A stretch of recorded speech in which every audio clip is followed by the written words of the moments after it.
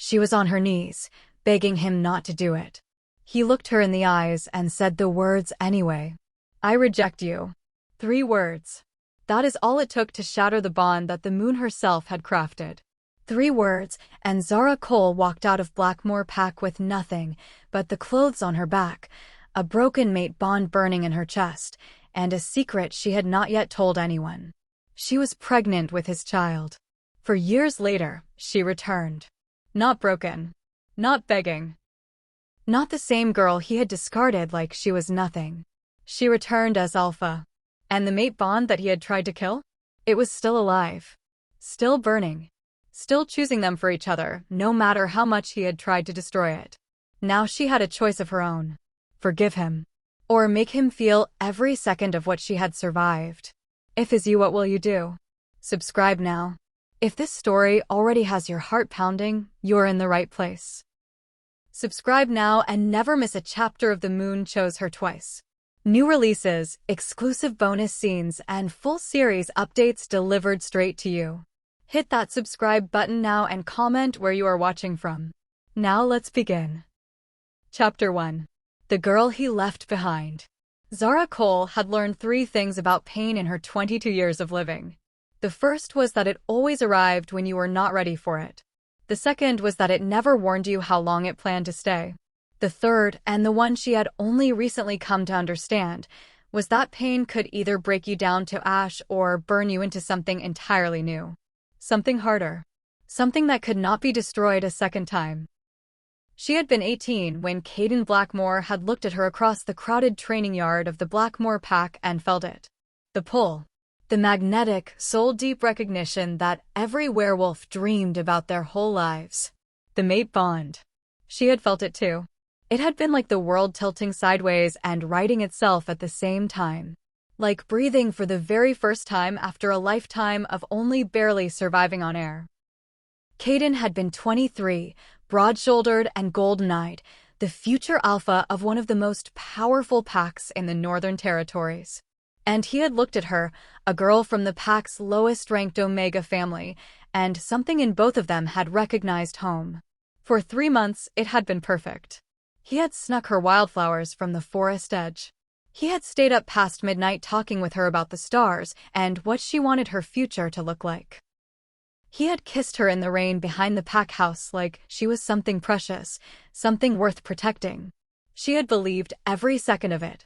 But Caden Blackmoor had a council of elders who had very specific ideas about the kind of woman an alpha should mate with. And Zara Cole, daughter of Marcus Cole, an Omega who worked the pack kitchens, was not that woman. The elders had made that abundantly clear in a meeting she had not been invited to attend, but whose decision she was expected to simply accept. She had found out the way she found out most things in Blackmoor Pack. From the whispers. They said Caden was going to reject her.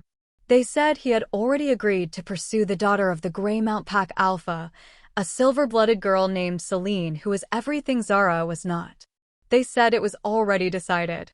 Zara had not believed them at first. She had gone to Caden herself. She had stood in front of him in the stone corridor outside his father's office, and she had asked him directly if it was true.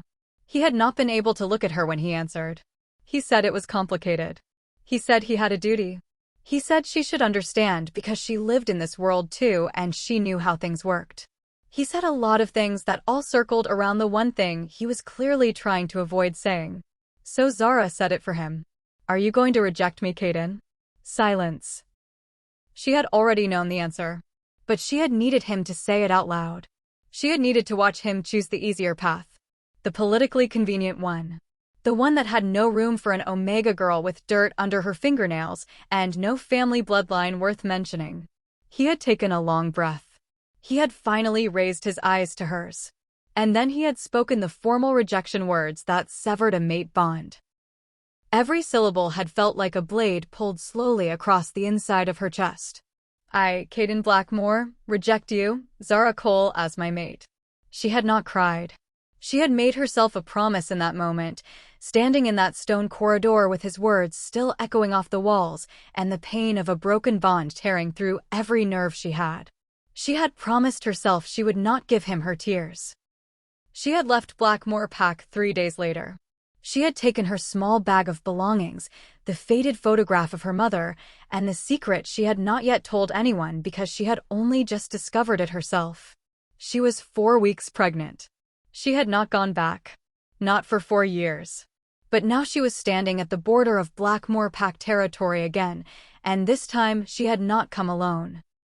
She had an escort of 12 warriors at her back, all of them wearing the crest of the Ashveil Pack on their left shoulders. The pack she had built from its ruins. The pack she led. And she was wearing the title of Alpha the way she wore everything now. Like it had always belonged to her. The border patrol stepped forward. 2 young wolves, maybe 19, both of them doing a poor job of hiding their surprise at the sight of her. Alpha Zara Cole of Ashveil Pack requests an audience with Alpha Caden Blackmoor, her second-in-command rook said from just behind her left shoulder. His voice carried the formal weight it was supposed to. The taller border wolf blinked. Then he recovered and pulled out his radio. Zara did not need to hear the response. She could already feel it through the territory. Something old and buried stirring in the ground beneath her feet. The land remembering her. Or maybe the mate bond, not as dead as everyone had assumed, whispering that she was close. She kept her face perfectly still. She was very good at that now. Chapter 2. The Alpha he became. Caden Blackmoor had been Alpha of the Blackmoor Pack for 3 years. He had inherited the title at 26 when his father suffered a stroke that left him bedridden, and he had spent every day since trying to be worthy of it. Most days, he almost believed he was. He was standing in his study when the radio call came in. He had been reviewing a trade agreement with the Ashveil Pack, something that required his full attention, and was getting very little of it because lately his focus had a tendency to drift in directions he could not explain. When his beta, Jonas, appeared in the doorway with an expression that could only be described as carefully neutral, Caden set the papers down. "What is it?" Jonas cleared his throat. "Alpha Zara Cole of Ashveil Pack is at the southern border requesting an audience." The room went very quiet. Caden heard his own heartbeat for exactly 3 seconds before he forced himself to breathe normally. He had not heard her name spoken aloud in this house in 4 years. Not because people had forgotten her, but because they had all learned quickly that saying her name made something happen to his expression that nobody wanted to be responsible for. "Alpha of Ashveil," he said. "Yes." Apparently she rebuilt the pack from the ground up about 3 years ago. They are a significant force now. 12 border states recognize them formally. They have trade agreements with 6 allied packs, and their warrior ranks are, according to the intelligence we have, among the best trained in this region. Caden absorbed this. He already knew most of it. He had been receiving intelligence reports on Ashveil Pack for 2 years, which was something he had never admitted to Jonas and did not plan to start admitting now. He knew that Zara had walked into the ruins of the Ashveil Pack, which had been decimated by a rogue attack, when she was barely 20 years old with a child on her hip and nothing to her name. He knew she had negotiated safe shelter for 18 surviving pack members before she even had a roof over her own head. He knew she had challenged the interim alpha within 6 months and won. He knew she had a daughter named Lyra who was 3 years old, had her mother's dark eyes, and was already showing signs of wolf early. He had never let himself think too carefully about that last part. "Send word that we will receive her," he said. "Prepare the formal meeting room. Full protocol." Jonas hesitated. "Caden." "Full protocol, Jonas." His beta left. Caden turned toward the window and looked out at the yard below, where some of the pack's younger wolves were running drills. His reflection stared back at him from the glass. 27, dark-haired, with golden eyes that had always given away more than he wanted them to, a jagged scar along his left jaw from a rogue attack 2 years ago. The kind of face that had learned to be still because stillness was the only armor he had left. He had made a mistake 4 years ago. He had known it almost immediately. He had felt the mate bond sever, and the pain of it had been so sudden and so complete that he had actually dropped to one knee in that corridor and stayed there for a long time after she had walked away. He had told himself he was doing the right thing. He had told himself the pack came first. He had told himself 1,000 things in the years since, and not one of them had ever fully convinced him. Because the bond was not entirely dead. That was the part nobody talked about. Rejected mate bonds were supposed to fade. Some wolves said they dissolved entirely within a year. But Caden could still feel something. A thread. Thin as spider silk and quieter than breath, but present. Always present. He had assumed it would stop eventually. It had not stopped. And now she was standing at his border, and he was going to have to look at her. For years of every choice he had made since that corridor, and he was going to have to look at her face and hold himself together like an alpha should. He straightened his jacket. He made his face still. He went downstairs. Chapter 3. The room where everything began again. The formal meeting room of Blackmoor Pack smelled like cedar and old stone. Zara remembered it. She had cleaned it once, years ago, as part of the Omega work rotations. She had polished that long oak table and straightened those heavy chairs, and had no idea then that she would one day sit at the opposite end of it as an alpha. She sat now with Rook to her left and her head warrior, a woman named Desta, to her right. She had left her coat with the door guard, which meant everyone in the room could see the Ashveil crest on her right shoulder and the alpha mark on her left collarbone. She had not done this accidentally. She was smoothing non-existent wrinkles from her sleeve when the door opened. She had told herself she was ready. She had spent 3 days preparing for this meeting in every way she knew how. She had reviewed the formal agenda. She had rehearsed her opening statements. She had stood in front of a mirror and practiced keeping her face exactly the way she needed it. None of it helped. Because Caden Blackmoor walked through that door and the mate bond, that thin stubborn thread that had refused to die in 4 years, pulled so sharply that she felt it in her sternum like a physical jolt. She breathed through it. She had gotten good at that. He looked different and exactly the same. Broader. Steadier in the way he carried himself. There was a scar on his jaw she did not recognize, and his golden eyes found her immediately across the length of that oak table. She held his gaze. She did not smile. She did not look away. She had promised herself that too. Alpha Blackmoor. She kept her voice measured. Thank you for receiving us. Alpha Cole. His voice was lower than she remembered. More controlled. He pulled out the chair at the head of the table and sat with the ease of a man who had been doing this long enough to be comfortable with it. Welcome to Blackmoor. The pleasantries were brief. They were both too experienced at this to waste much time on ceremony. The official purpose of her visit was to propose a trade corridor agreement between Ashveil and Blackmoor, which would benefit both packs significantly. It was a legitimate proposal, carefully prepared, with numbers and projections that Caden's council would find difficult to dismiss. She laid it out clearly. She watched his council members shift in their seats as they absorbed the scope of what she was offering. She watched Jonas, his beta, make small notes on the pad in front of him. She watched Caden. He was watching her back, with an expression that gave away nothing. But she knew him. She had once known him better than anyone. And under that controlled stillness, she could see the thing he was not letting himself show. It surprised her, what it was. Not guilt. She had expected guilt. Not pride either. She had half prepared for the particular kind of pain that came with someone looking at what you had built and still managing to make it feel small. What she saw in Caden Blackmoor's face was grief. Raw and old and carefully buried, but grief. The meeting ran 2 hours. By the end of it, his council had agreed to a preliminary review period and a follow-up session the next morning. Zara's escort was offered guest quarters in the East Wing. She accepted with appropriate formality. She was almost at the door when she heard Caden speak behind her. Zara. Not Alpha Cole. Just her name. The way he had always said it for years ago, before everything. She turned around. His council had filed out. The room was empty except for the 2 of them. He was standing at the head of the table with his hands at his sides, and that grief no longer buried quite so carefully. How is your daughter? He said. The question hit her differently than she had anticipated. She had prepared for accusations and politics and negotiation tactics. She had not prepared for him to ask about Lyra in a voice that sounded like it cost him something to say. She is wonderful, Zara said. She has my eyes. He flinched. Just barely.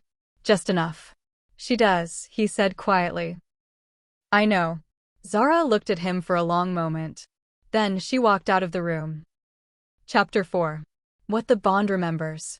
She could not sleep. The guest quarters were comfortable, more comfortable than she had expected, and the bed was far better than anything she had slept in during the first 2 years after she had left. But she lay in the dark with her eyes on the ceiling and felt the mate bond doing what it always did when she was in proximity to Caden Blackmoor. Singing. That was the only word she had ever found for it. Not the broken, severed version she had carried for years. Not the aching absence she had learned to live inside like a room with a window she was not allowed to open. The real thing. The original thing. The way it had felt during those 3 months when she had been 18 and stupid enough to believe it was permanent. Being inside Blackmoor Pack territory was doing something to the bond that proximity had never triggered before. Making it louder. More insistent. Like it had been waiting for exactly this. She pressed the heel of her palm against her sternum and breathed. She had built a life. A good life. A life she was proud of in ways that went bone deep. She had her pack. She had Rook and Desta and 43 wolves who trusted her with their safety and their future. She had the trade corridors she had spent 2 years negotiating. She had the rebuilt pack house that she had helped raise with her own hands. She had Lyra. Lyra, who was currently 3 years old and staying with her second-in-command's mate back in Ashveil, probably interrogating the woman about why the moon was round and whether wolves could eat clouds. Lyra, who had her mother's dark eyes and her father's golden flecks in them, which became visible in certain light and which Zara had spent 3 years trying not to look at directly. She had not told him. She had told herself in the beginning that she was protecting Lyra. That a man who had rejected his own mate was not someone she wanted involved in her daughter's life. That Lyra deserved better than to be an inconvenient truth someone else got to decide how to handle. All of that was still true. But lying in the dark of the guest room, she was honest with herself in the way that 4 years of surviving had made her capable of. Part of why she had never told him was simpler than protection. Part of it was that telling him would have required letting him matter again. And she had spent a very long time and a great deal of energy on the project of making Caden Blackmoor not matter. She had not entirely succeeded. She got up. She pulled on her boots and her jacket, and she slipped out of the guest quarters into the corridor, then out through the back entrance into the night air of the pack grounds. The forest was dark and the moon was 3/4 full, and the bond hummed in her chest like a second heartbeat. She was standing at the edge of the tree line, face tilted up toward the moon, when she heard footsteps behind her. She did not turn around. She already knew who it was. "You should be asleep," she said. "So should you," Caden said. He came to stand beside her. Not too close, but close enough that she could feel the warmth of him and the bond pulling toward it the way a compass needle finds north. They stood in silence for a while. The kind of silence that is full of too many things to say and not enough courage to say them. "I have thought about this," he said finally. "About what I would say if I ever had the chance to say it. I have rehearsed it. And now that you are here, I cannot find a single one of those words." Zara kept her eyes on the moon. "Then do not say them yet." He turned to look at her. She could feel his eyes on the side of her face. "Can I ask you something?" he said. She did not answer, but she did not say no either. "Were you already pregnant when you left?" The question settled between them like something heavy being set down after a long time of being carried. "Yes," she said. He was quiet for a long time. She heard him exhale. "She is mine." It was not a question. She answered it anyway. "Yes." Another silence. Longer this time. "I am sorry," he said. "And before you decide what to do with that, I want you to know that I am not saying it because I want something from you. I am saying it because I have owed it to you for 4 years, and I am done pretending that I can live the rest of my life without saying it." Zara finally turned to look at him. He looked older in the moonlight, tired in a way that had nothing to do with sleep. She said, "You do not get credit for finally saying something that should have been said 4 years ago, Caden. I know. And sorry does not fix what the last 4 years looked like. I know that too." She looked at him for a long moment. Then she looked back at the moon. I will think about letting you meet her, she said finally. That is all I am offering tonight. He nodded. That is more than I deserve. They stood together under the three-quarter moon and neither of them spoke again for a long time. But the bond between them, that thin impossible thread that rejection and years and distance had somehow failed to kill, was louder now than it had been since the night it first formed. The moon, it seemed, had not yet finished deciding things. Chapter 5. The Price of Pride and the Weight of Grace. The second day of negotiations was different. Caden's counsel came in having read the Ashveil proposal more carefully overnight, and their position had shifted noticeably from polite skepticism to genuine interest. The numbers were too good to ignore. The trade corridor Zara was proposing would open routes that Blackmoor Pack had been trying to establish independently for years without success. Zara negotiated with the precision she had spent 4 years developing. She knew when to push and when to give ground strategically. She knew how to read a room, how to read the particular tightening around Jonas's eyes that meant he was calculating, how to gauge the exact moment when Caden's counsel was ready to be won. She had not always known these things. She had learned them the way she had learned everything in the last 4 years. By necessity. By failure. By getting back up and trying again. By noon, the framework of an agreement was drafted. By afternoon, it had been signed. She was preparing to leave. She had her coat back. Her escort was assembled in the front courtyard. Everything was orderly and formal and exactly as it should be. Caden caught up with her in the main entrance hall before she reached the door. He was carrying something. A small wooden box, simply made, the kind that looked like it had been carved by hand. He held it out to her. For Lyra, he said. If she will have it. Zara looked at the box. She did not take it yet. What is it? Open it. She took the box. Inside, nestled in plain cloth, was a small wolf carved from pale wood. Simple, smooth, the kind of careful work that required patience. She turned it over in her hands. I made it, he said quietly. Last night. I did not know what else to do, and I needed to do something. She looked up at him. Something moved in her chest that she was not ready to name yet. She said, she will probably carry it everywhere and lose it within a week. He almost smiled. It was a real one. She had forgotten how rare those were. That is all right, he said. I will make her another one. Zara closed the box carefully. She met his eyes. There are things between us that I do not know how to forgive yet, she said. I want you to understand that. This is not a clean start. It is not a reunion. It is not simple. I know. But I am also not the same person who walked out of here 4 years ago with nothing. And I am done making decisions from fear and old pain. She held his gaze. So I am going to go home. And I am going to think. And in 3 weeks, if you still want to meet your daughter, you may come to Ashveil. As a guest. Under my roof. By my rules. He stared at her. She watched the way he absorbed that. The offer and its conditions and everything underneath them. He said, yes. Whatever terms you set. I will be there. She nodded once. She tucked the wooden box into her jacket pocket. Then she walked toward the door. Zara. She stopped. She did not turn around. He said, the bond. I know you feel it. I know what I did to it. I am not asking you to trust it again. But I want you to know that it never went quiet for me. Not once in 4 years. She stood very still for a moment. Then she said, I know. And she walked out into the light. Chapter 6. What the Moon Decides. 3 weeks passed. Zara spent them doing what she always did. Running her pack. Reviewing reports. Training with Desta on Tuesday and Friday mornings. Reading to Lyra every night before bed, the two of them curled together in the armchair by the window with whatever book Lyra had decided was her favorite that week. She spent them thinking. She thought about what forgiveness actually was. Not the cleaned-up version. The real thing, the difficult, unremarkable kind that did not come with a grand gesture or a single moment of resolution.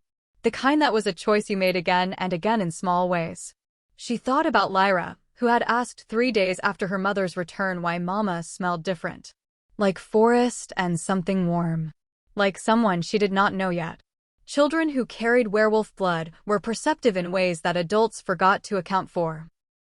She thought about the mate bond, which had been louder since Blackmoor and showed no sign of quieting. She thought about what it meant that it had survived a formal rejection for years and hundreds of miles of distance.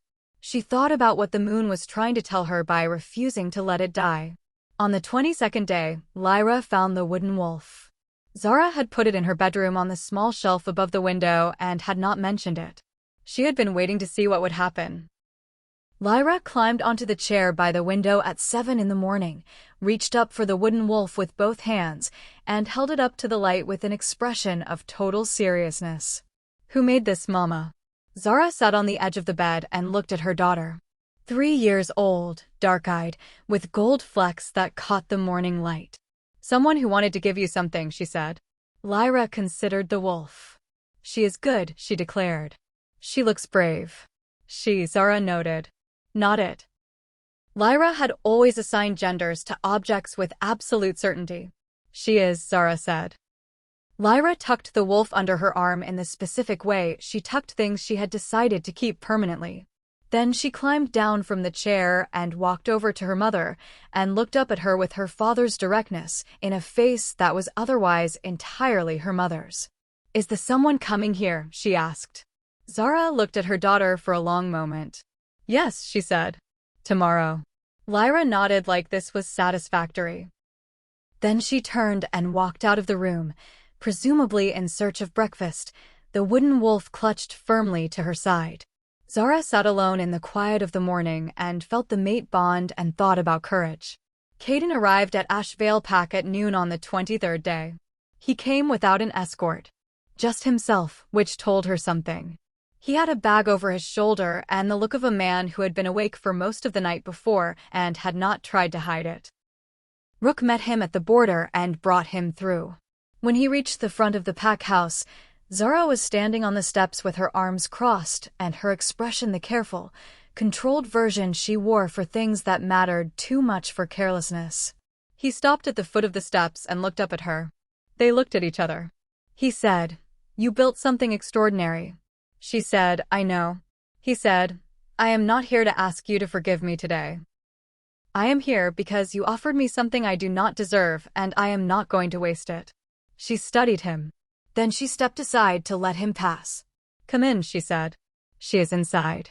Lyra was in the main room, seated on the floor with 3 separate piles of stones she had organized by what appeared to be a classification system entirely her own.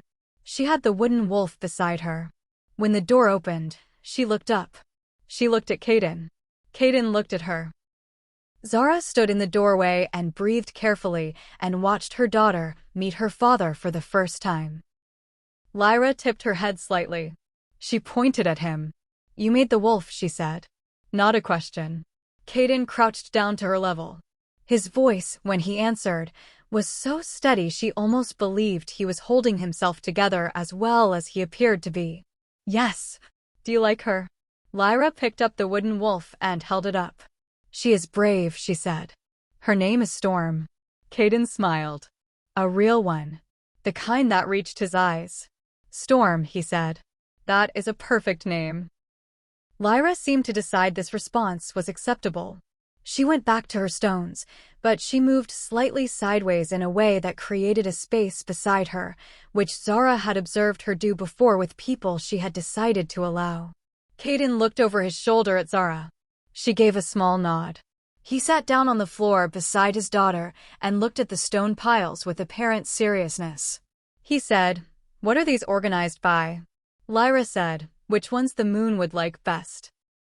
He looked at that for a moment. Then he picked up a smooth dark stone from the nearest pile. "This one then," he said. "She would definitely like this one." Lyra looked at the stone. She looked at him. She nodded very seriously. "Yes," she agreed. Zara watched from the doorway. The mate bond was steady in her chest. Not frantic, not desperate. Just present. Just breathing. She did not know yet what she would choose. She did not know what the next year would look like or whether the distance between what had been broken and what might be built was a distance she was willing to walk. But she knew this. She was not the girl who had walked out of Blackmoor Pack with nothing. She was the woman who had built something from nothing, who had raised a daughter who named wooden wolves Storm and organized stones by moonlight, who had negotiated trade agreements that alphas twice her age had failed to secure, who had built a pack from ruins and led it with both steadiness and fire. She did not need him. That was the difference between now and 4 years ago. She did not need him, and that meant if she ever chose him, it would be a choice made from strength. Not from the desperate love of a girl who had nothing else. From the deliberate decision of a woman who had everything. She looked at the man sitting on the floor of her pack house, learning his daughter's stone classification system with careful attention, and she felt something loosen in the part of her chest where the old wound lived. Not healed. Not yet. But loosening. Outside, the moon was rising early, still pale in the afternoon sky, already watching. It had chosen them twice. What happened next would be up to them.